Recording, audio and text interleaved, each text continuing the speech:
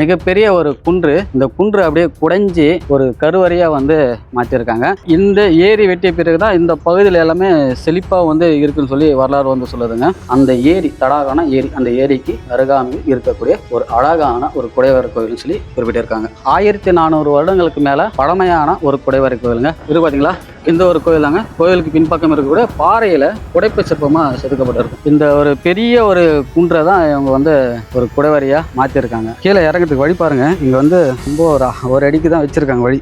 இந்த சாலையிலேருந்து நிறைய பேர் வந்து ரீல்ஸ் வீடியோலாம் போடுவாங்க. இந்த இடம், இந்த பகுதி ரொம்ப ஃபேமஸ். உண்மையிலே ரொம்ப பெரிய ஒரு ஏரிங்க. அந்த பக்கம் வந்து சன்செட் ஆகிட்டு இருக்கு. இப்பயும் பார்க்கலாம், மக்கள் வந்து வழிபடுறாங்க. இந்த வழியில தான் உள்ள வந்து நமக்கு தண்ணி போகுது. இந்த மதகுலேருந்து தண்ணி வந்து திறந்து விட்டு இருக்காங்க. அந்த இடத்துல போயிட்டு இருக்கு. நான் காட்டுறேன் பாருங்க. குன்றுகள் எல்லாம் கருவறைகளாக மாறிய காலம் பல்லவர்களுடைய காலம். பல்லவ மன்னனால் வெட்டப்பட்ட ஒரு ஒற்றைக்கல் குடைவரை கோவிலை தான் இன்னைக்கு நம்ம பார்க்க போறோம். பல்லவ மன்னன் வெட்டிய மிகப்பெரிய ஒரு ஏரி. அந்த ஏரி கரையையும் மதகையும் காக்கும் மதகு காத்த அம்மன்.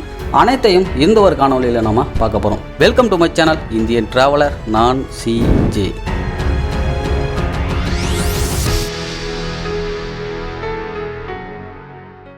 அனைவருக்கும் வணக்கம். இன்னைக்கு நாம பல்லவர்கள் காலகட்டத்தில் குடையப்பட்ட ஒரு ஒற்றைக்கல் குடைவரை கோயிலை தான் பார்க்க வந்திருக்கோம். இந்த இடம் சரியா எங்க இருக்குன்னு பாத்தீங்கன்னா, ராணிப்பேட்டை மாவட்டம் மகேந்திரவாடியில தான் அமைஞ்சிருக்குங்க. நம்ம பார்க்கலாம். இந்த இடம் மொத்தமே பாத்தீங்கன்னா ASI உடைய கட்டுப்பாட்டில் இருக்கு. அதாவது தொல்லியல் துறையோட கட்டுப்பாட்டில் இருக்கு. நமக்கு பின்னாடி பார்க்கலாம், இதுதான் நமக்கு குடைவரை கோயிலுக்கு போகிறதுக்கு என்ட்ரன்ஸுங்க. இப்போது இந்த பக்கம் பார்க்கலாம். நம்ம அரக்கோணத்துலேருந்து வரக்கூடிய வழிங்க. இது வந்து பானாவரம் போகக்கூடிய வழி. இந்த வழியில் தான் நம்ம பார்க்கலாம். சாலைக்கு பக்கத்திலே அமைஞ்சிருக்குங்க. இங்கே நம்ம பார்க்கலாம், தொல்லியல் துறையோட ஒரு அறிவிப்பு பலகையும் வச்சுருப்பாங்க. இதுதான் நமக்கு என்ட்ரன்ஸு. என்ட்ரன்ஸ்லேருந்து கொஞ்சம் தூரம் நம்ம நடந்து போகிற மாதிரி இருக்குங்க. இன்றைக்கி நம்ம கூட யார் வந்திருக்காங்கன்னா, வாசுங்க. இவர் என்னோடய ஃப்ரெண்டு. இவரும் நான் தான் வந்திருக்கோம். நமக்கு பின்னாடி தெரியுது பார்த்தீங்களா, மிகப்பெரிய ஒரு குன்று. இந்த குன்று அப்படியே குடைஞ்சி ஒரு கருவறையாக வந்து மாற்றிருக்காங்க. முதல்ல நம்ம இந்த குடைவரை கோவில் எப்படி இருக்குன்னு சொல்லி பார்த்துலாவாங்க. அதுக்கப்புறம் இந்த கோவிலோட வரலாறு என்ன, இந்த குடைவரை கோவிலை எழுப்பியது யாருன்னு சொல்லி பார்க்கலாம் வாங்க.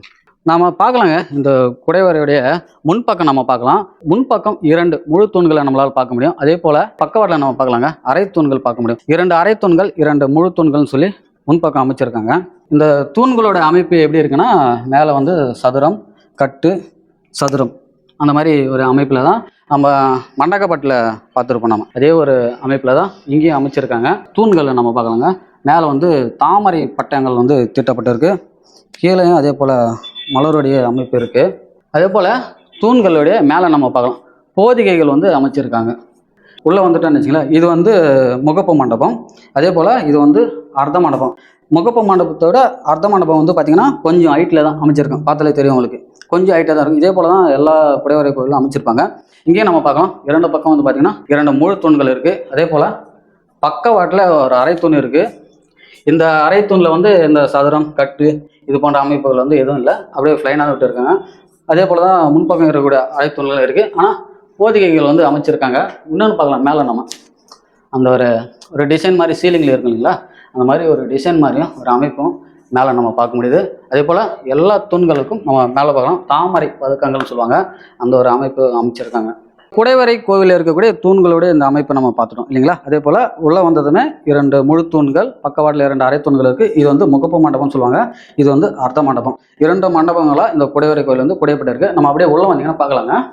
இது வந்து நம்ம கருவறைக்கு பக்கத்திலேயே தோரபாலகர்களுடைய புடைப்பு சிற்பங்களை நம்ம பார்க்கலாம். இது எல்லாமே ஒரே பாறை தாங்க. குடைவரை கோவில்னு சொன்னீங்கன்னா ஒரே பாறையில் ஒளி கொண்டு ஒரே பாறையை உடைஞ்சி ஒரு கோவிலை உருவாக்குறது தான் குடைவரை கோவில். அதே தாய்ப்பாறையில் இந்த தோரபாலர்களுடைய அமைப்பு நம்ம பார்க்கலாம். கருவறையுடைய 2 பக்கமும் தோரபாலர்களுடைய அமைப்பு இருக்குது. மேலேயும் நம்ம பார்க்கலாங்க. எல்லாம் இப்போ கோவில்கள் எப்படி இருக்கும் அதே போல் ஒரு வடிவில் தான் ரொம்ப அழகாக அருமையாக பண்ணியிருக்காங்க. அதே போல் கருவறையில் 2 பக்கம் நம்ம பார்க்கலாம், விளக்கு வைக்கக்கூடிய இந்த விளக்கு மாடங்களும் அமைச்சிருக்காங்க. 3 விளக்கு வைக்கிற மாதிரி ஒரு இந்த பக்கமும், அதே போல் இந்த பக்கமும் 3 விளக்குகள் வைக்கிற மாதிரி அமைச்சிருக்காங்க. அதே போல் இந்த அர்த்த மண்டபத்தில் இருக்கக்கூடிய இந்த தூண்லையும் வச்சுருக்காங்க. இதை வந்து இங்கே செதுக்கியிருக்காங்க, வரல. இது வந்து பிற்காலத்தில் குடையப்பட்டதுன்னு சொல்லப்படுதுங்க. ஏன்னா அப்பயே குடைஞ்சிருந்தா கிளியராக தான் இருந்திருக்கும். இதெல்லாம் பாதியில் நிறுத்தப்பட்டு இருக்குது. இப்போ நம்ம அதே போல் கருவறைக்கு முன்னாடி பார்க்கலாங்க, ஒரு 2 படிகள் ஏறி நம்ம பார்க்குற மாதிரி இருக்கும். இந்த கருவறையில் நம்ம பார்க்கலாங்க, பழங்காலத்தில் கதவுகள் இருந்ததுக்கான ஒரு அடையாளமாக நம்ம பார்க்கலாம். தெரியுதுங்களா, பள்ளங்கள். இது வந்து மரத்தாலான கதவுகள் வந்து அமைச்சு வச்சுருப்பாங்க. இங்கேயும் நம்ம பார்க்கலாம் அந்த ஒரு கதவுகளுக்கு அந்த ஒரு கீழே மாதிரி மேலே போய் அந்த கதவு போய் நிற்கிறதுக்காக அமைச்சிருப்பாங்க. கீழே நம்ம பார்க்கலாம். கருவறை உள்பக்கம் நம்ம பார்க்கலாம். மற்ற கருவறைகள் எப்படி இருக்குமோ அதே போல் ஒரு சின்ன அறை மாதிரி செதுக்கியிருக்காங்க. இங்கே நம்ம பார்க்கலாங்க. இங்கே உடைந்த சிற்பங்கள் எல்லாம் வச்சுருக்காங்க. இதெல்லாம் இப்போ வைக்கப்பட்ட சிற்பங்கள். கருவறைக்கு உள்பக்கம் இருக்கக்கூடிய அமைப்பு. கருவறையில் இப்போ இருக்கக்கூடிய இந்த ஒரு சிற்பம் பார்த்தீங்கன்னா நரசிம்மருடைய ஒரு சிலையை வந்து கொண்டு வந்து வச்சுருக்காங்க. இந்த கோவிலில் இருந்த சிலை வந்து இது கிடையாதுங்க. அப்போ இந்த கோவிலில் என்ன ஒரு சாமி இருந்திருக்கும், எந்த சாமிக்காக குடையப்பட்ட ஒரு குடைவரையாக இருக்கும், இந்த குடைவரை வந்து யார் குடைஞ்சாங்க நம்ம தெரிஞ்சுக்கணும்னா இந்த கோவிலில் ஒரு கல்வெட்டு இருக்குங்க. நம்ம அதை பார்க்கலாம்.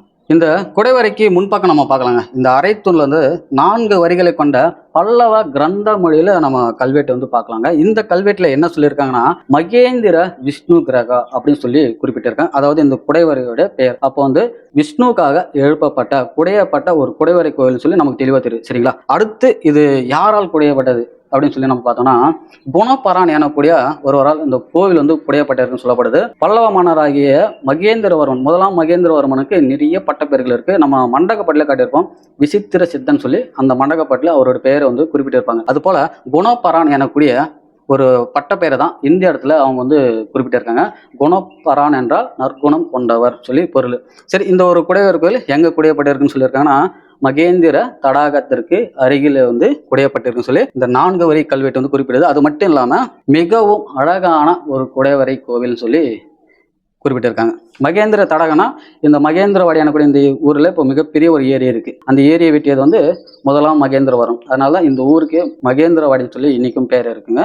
அந்த ஏரி தடாகனா ஏரி, அந்த ஏரிக்கு அருகாமையில் இருக்கக்கூடிய ஒரு அழகான ஒரு குடைவரை கோவில்னு சொல்லி குறிப்பிட்டிருக்காங்க.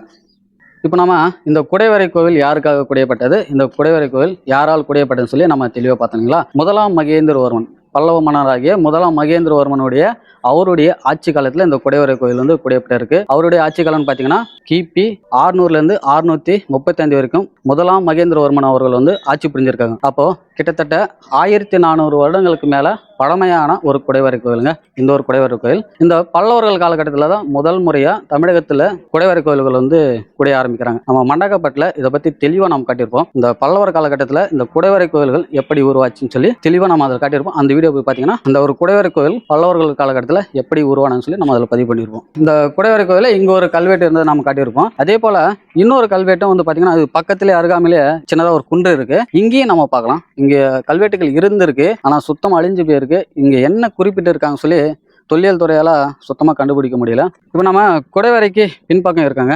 பின்பக்கம் நம்ம பார்க்கலாம். இதுதான் குடைவரையோடைய பின்பக்கம்.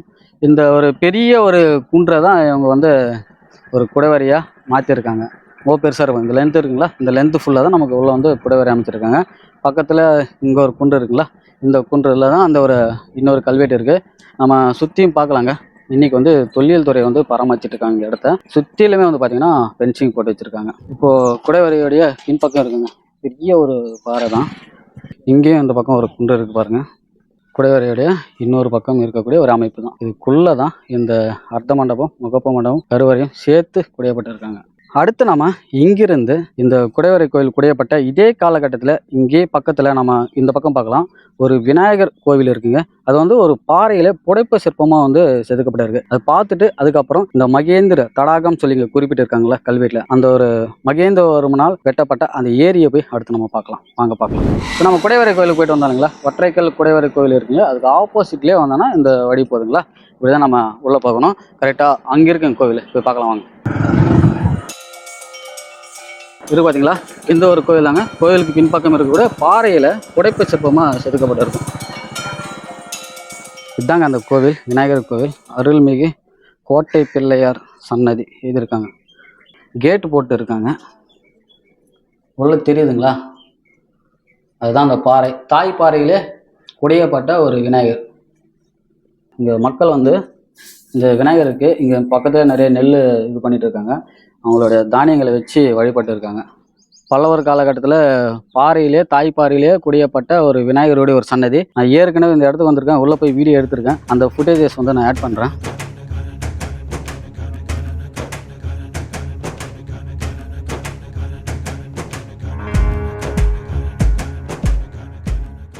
இங்கே இருக்கக்கூடிய இந்த பாறையில் தான் வந்து அந்த விநாயகர் வந்து குடையப்பட்டிருக்கு. பிற்காலத்தில் அந்த பாறையை சுற்றிலுமே வந்து கோவில் அமைச்சு, இது கருவறையுடைய விமானங்க. பிற்காலத்தில் கட்டப்பட்ட ஒரு கோவில் அமைப்பு தான் இது. இங்கே பக்கத்தில் பார்த்தீங்கன்னா நம்ம நெல் எல்லாம் காய வச்சுட்டு இருக்காங்க. அதை தான் இறைவனுக்கு வந்து வச்சு வழிபட்டு இருக்காங்க. இங்கேயே ஒரு பழமையான ஒரு கிணறு இருக்குங்க. இப்போ தண்ணி இருக்கு. இந்த கோவிலுக்கு முன்பக்கம் வந்து முதல்ல மண்டபங்கள் இருந்திருக்கு. அந்த தூண்களை நம்ம பார்க்கலாம். இங்கே உடஞ்சி போயிருக்கு. எல்லாம் மறுசீரமைப்பு இப்போ ஓரளவுக்கு பண்ணியிருக்காங்க. இதுதான் இன்னைக்கு இந்த கோவிலுடைய ஒரு நிலைமை. அடுத்து நாம இங்கிருந்து மகேந்திரவர்மனால் வெட்டப்பட்ட மகேந்திரவாடியில் இருக்கக்கூடிய மிகப்பெரிய ஏரி, அந்த குடைவரை கோயில குறிப்பிட்டிருப்பாங்களா, மகேந்திர தடாகம் சொல்லி, அங்க போலாம் வாங்க. நாம பார்க்கக்கூடிய இந்த ஏரி தாங்க மகேந்திரவர்மனால் வெட்டப்பட்ட மிகப்பெரிய ஒரு ஏரி, மகேந்திரவாடியில் அமைந்திருக்கக்கூடிய ஒரு ஏரி.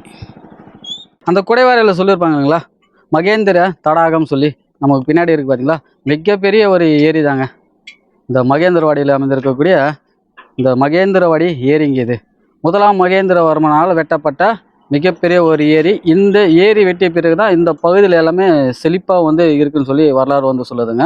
இந்த பல்லவர்கள் வந்து காஞ்சிபுரத்தை வந்து தலைநகரமாக கொண்டு ஆட்சி புரிந்த அந்த காலகட்டத்தில் முதலாம் மகேந்திரவர்மன் அவர்களுடைய காலகட்டத்தில் நிறைய ஏரிகள் வந்து வெட்டப்பட்டிருக்கு. அதில் ஒரு முக்கியமான ஒரு நீர்நிலை தான் இந்த மகேந்திரவாடி ஏரிங்க. இவன் வந்து குளிச்சுட்டு இருக்கான், தெரியுதுங்களா? எப்படி குளிக்கிறான் பாருங்க. என்னடா பண்ற? சும்மா வெயிலுக்காக. குதி உள்ள எவ்வளோ ஆழம் இருக்குன்னு பார்க்கலாம். குதிரா நீச்சல் தெரியாதா? கண்டிப்பா தெரியாது மச்சான். அப்போ குச்சிராத. பார்க்கலாங்க. இந்த சாலை வந்து மேலே இருக்கு. இந்த சாலைக்கு பக்கத்திலேயே தான், கரையில தான் இந்த சாலை அமைச்சிருக்காங்க. அங்கே பார்க்கலாம் நீங்கள். இப்போ சென்னை டு பெங்களூர் ஹைவே வருதுங்களா, அந்த ஹைவே ஒர்க்கும் இங்கே நடந்துட்டு இருக்குங்க. இந்த ஏரியில் மேலே நிறைய பில்லர்ஸ் வந்து அமைச்சிருக்காங்க. நம்ம பார்க்கலாம். அங்கிருந்து இருக்கு பாருங்க, அவ்வளோ லாங் இருக்கு பாருங்க. இங்கே வந்து நம்ம போட்டும் பார்க்க முடியாது, நிறைய மீன் பிடிப்பாங்க போல இருக்கு. இங்கே பாருங்க, வழி வந்து அமைச்சிருக்காங்க கீழே போகிறதுக்காக. ரொம்ப ஆழமாக இருக்கும் கண்டிப்பாக, மீன்கள் நிறைய இருக்குது. இது வந்து கீழே வந்து அந்த மதகு அமைப்புங்க, தண்ணி வந்து போகும். நமக்கு பின்னாடி வந்து மதகு இருக்கு பாருங்க, நீர் பாசனத்துக்காக பயன்படுத்தக்கூடிய ஒரு மதகு அமைப்பு. இதுக்கும் உள்ளே போகிறதுக்கு படிகள் வந்து அமைச்சிருக்காங்க.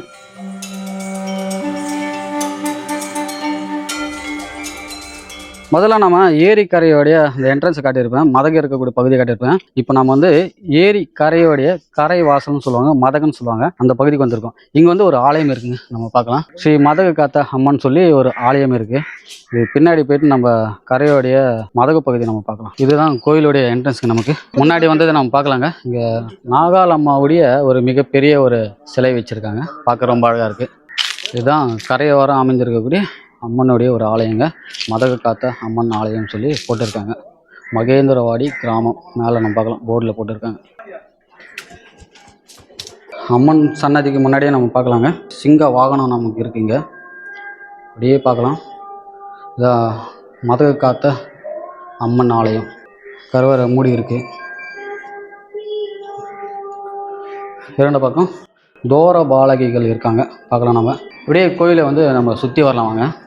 இங்கே நிறைய சிற்பங்கள் வந்து வச்சுருக்காங்க, தெரியுதுங்களா?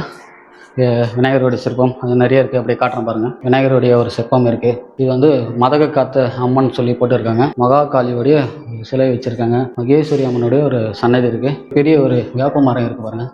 சுற்றிலுமே கருவறையை சுற்றிலுமே நமக்கு வந்து நிறைய சன்னதிகள் வந்து இருக்குங்க, அம்மனுடைய சன்னதிகள் நம்ம பார்க்கலாம். கோயிலுக்கு பின்னாடி வந்து பார்த்திங்கன்னா இந்த மகேந்திரவாடியோடைய மிகப்பெரிய அந்த ஒரு ஏரி வந்து நம்ம பார்க்கலாம். இங்கே தான் எண்டு. அந்த பக்கம் போனோன்னா நம்ம கரை வாசல் எனக்கூடிய மதகு பகுதியை பார்க்கலாம். இந்த இடத்துல நம்ம பார்க்கலாங்க, இது வந்து அன்னதான சத்திரங்க. இங்கே வந்து அன்னதானம் பண்ணுறாங்க போல இருக்குது. இது கோயில் வந்து மேலே இருக்குங்க. அப்படியே நம்ம வந்து வந்தோன்னா இந்த பக்கம் வந்து அன்னதான சத்திரம் இருக்குங்களா, அப்படியே இப்படி வந்தோன்னா பக்கத்தில் நம்ம இந்த மகேந்திரவாடி ஏரியோடைய மதகு பகுதிக்கு நம்ம வரலாம். கீழே இறங்கிறதுக்கு வழி பாருங்கள். இங்கே வந்து ரொம்ப சும்மா ரொம்ப ஒரு அடிக்கு தான் வச்சுருக்காங்க வழி கீழே போகிறதுக்கு. கோவில் பக்கத்துலேயே நம்ம பார்க்கலாம். இது வந்து கரைவாசல்னு சொல்லுவாங்க. அதாவது இந்த ஏரி வெம்பிடிச்சேன்னா தண்ணி போகிற பகுதி.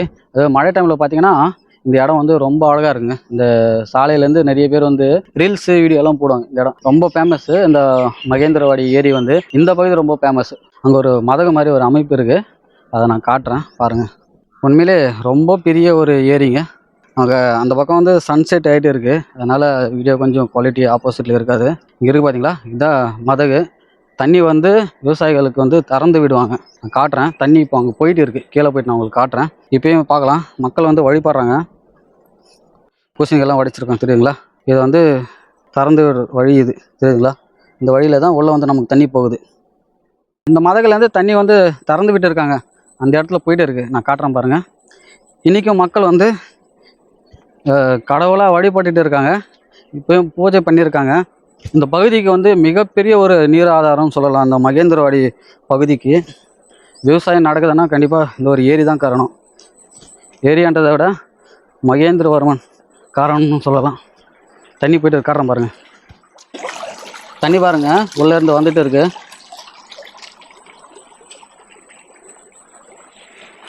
விவசாயத்துடைய பயன்பாட்டுக்காக இப்போ வந்து தண்ணி வந்து திறந்து வச்சுருக்காங்க.